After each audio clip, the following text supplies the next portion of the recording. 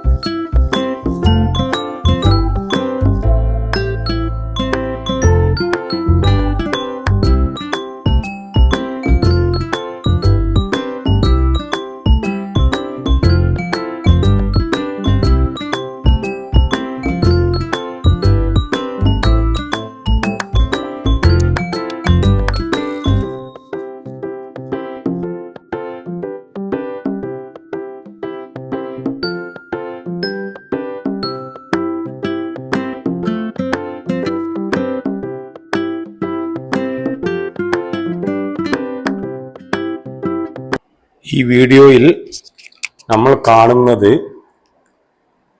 Grill door car കൊണ്ട് ഇടിച്ച് പൊളിച്ച് ആ കാറ് ജ്വല്ലറിയിലേക്ക് ഇടിച്ച് കയറ്റുകയാണ്. അതിനുശേഷം അതിനകത്തുള്ള ഗോൾഡുകൾ എല്ലാം വാരി വലിച്ചിട്ട് ആ കാറിൽ കയറി രക്ഷപ്പെടുകയാണ് ഇത് എടുക്കാൻ വന്ന കള്ളന്മാർ. പക്ഷേ അതിൻ്റെ ഓണറുടെ ആ സമയത്തുള്ള സംയോജിതമായ ഇടപെടൽ, അദ്ദേഹം ഒരു വാളുമായി പുറത്തിറങ്ങി ഇത് കൊണ്ടുപോകുന്ന കാറിനെ ആ വാള് കൊണ്ട് ഗ്ലാസ് എല്ലാം അടിച്ചു പൊളിക്കുകയാണ്. നമ്മൾ ആലോചിക്കേണ്ടത്, നമ്മുടെ ഒരു സ്ഥാപനത്തിന് എന്താണ് ഒരു സുരക്ഷ? കാരണം ഇത്രയും എളുപ്പത്തിൽ കോടിക്കണക്കിന് രൂപയുടെ സാധനങ്ങളെല്ലാം തട്ടിക്കൊണ്ടു പോകുന്ന സമയത്ത് ജീവൻ പണയം വെച്ചിട്ടുള്ള പോരാട്ടമാണ് ഈ സ്ഥാപനത്തിന്റെ ഉടമ നടത്തിയത്.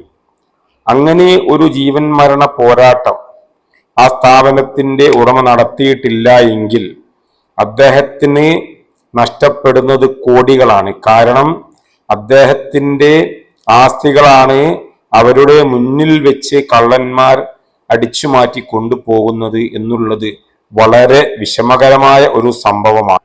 മാത്രമല്ല, ഒരു ബിസിനസ് അല്ലെങ്കിൽ ഒരു കച്ചവടം, ഈ ഒരു സ്ഥാപനം, അതിൻ്റെ ഉടമ എത്ര കഷ്ടപ്പെട്ടിട്ടാണ് അത് മുന്നോട്ട് കൊണ്ടുപോകുന്നത് എന്നുള്ളത് വളരെ ഏറെ അറിയേണ്ട ഒരു കാര്യമാണ്. കാരണം ഇന്നത്തെ സാഹചര്യത്തിൽ ഒരു സ്ഥാപനം നടത്തിക്കൊണ്ടു പോവുക എന്ന് പറയുന്നത് വലിയ എളുപ്പമുള്ള കാര്യമൊന്നുമല്ല. കാരണം ലക്ഷങ്ങളും കോടികളും മുടക്കി അതിൻ്റെ മുഴുവൻ തലവേദനയും സ്ട്രെസ്സും എടുത്ത് ഓരോരോ ദിവസവും അതിൻ്റെതായിട്ടുള്ള രീതിയിൽ കച്ചവടം നടന്നിട്ടില്ല എങ്കിൽ അതിന് വരുന്ന ചെലവുകളെല്ലാം തന്നെ തരണം ചെയ്തുകൊണ്ട് മുന്നോട്ട് നയിക്കണം എന്ന് പറയുന്നത് ഏറ്റവും വലിയ ബുദ്ധിമുട്ടുള്ള ഒരു കാര്യമാണ്.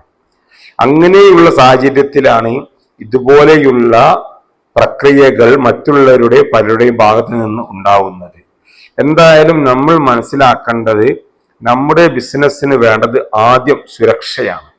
അല്ലാതെ നമ്മൾ എന്ത് ബിസിനസ് തുടങ്ങിയിട്ടും കാര്യമില്ല. കാരണം ഇങ്ങനെയൊക്കെ പെട്ടെന്ന് ഒരു ആക്രമണം നടത്തി കഴിഞ്ഞാൽ അതിനെ നേരിടാനുള്ള സംവിധാനം പോലും നമ്മൾ തന്നെ ഉണ്ടാക്കി വെക്കണം എന്നുള്ള ഒരു യാഥാർത്ഥ്യമാണ് ഈ ഒരു വീഡിയോയിൽ കൂടെ നമ്മൾ മനസ്സിലാക്കേണ്ടത്. എന്തായാലും ഇങ്ങനെയുള്ള ആക്രമണങ്ങളൊന്നും ഇനി ഉണ്ടാവാതിരിക്കട്ടെ എന്ന് നമുക്ക് പ്രാർത്ഥിക്കാം. എല്ലാവർക്കും എൻ്റെ ഹൃദയം നിറഞ്ഞ നന്ദി, നമസ്കാരം.